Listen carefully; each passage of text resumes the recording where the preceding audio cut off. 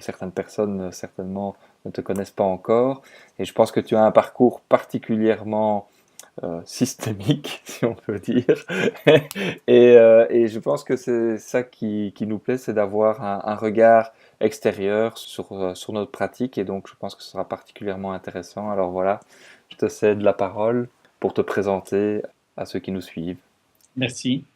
Alors, bon, très rapidement, j'ai 73 ans, donc je suis dans la troisième partie de ma vie.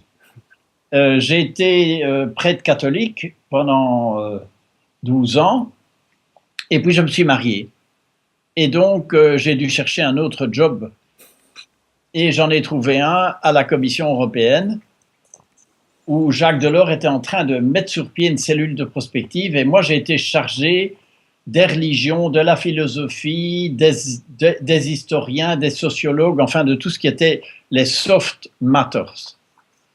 C'était passionnant, et notre boulot à la cellule de prospective, c'était de voyager, de lire, de prendre des contacts, notamment à la Maison Blanche, notamment au sommet de la Chine, un peu partout, pour détecter les signaux faibles. Un signal faible, c'est par exemple le Gulf Stream qui change de direction, ce qui impacte évidemment tout le climat de l'Europe occidentale. Et donc, ce sont des signaux qui ne s'imposent pas. Il faut les chercher. Mais ils correspondent à ce que nous vivons dans nos tripes, parce que nous sentons bien dans nos tripes qu'il y a quelque chose qui se passe avec le climat. Voilà ce qu'on faisait à la cellule. On était vraiment libre et on était protégé par le président. Et donc, j'ai emmagasiné pendant ces 10 années une conviction profonde, partagée par le monde entier, mais par des conseillers très haut placés, mais qui étaient minoritaires, une conviction que nous sommes en train de changer de civilisation. Par rapport à cette transformation, donc tu as des indicateurs donc, qui sentaient qu'il y avait quelque chose qui bloquait, la machine, le rouage était en train de dysfonctionner. Je dirais que j'ai longtemps cherché, et j'ai discuté avec Prigogine, tout le monde se disait, mais comment percevoir ce qui est en train de se passer? Et moi, je propose l'image d'un iceberg.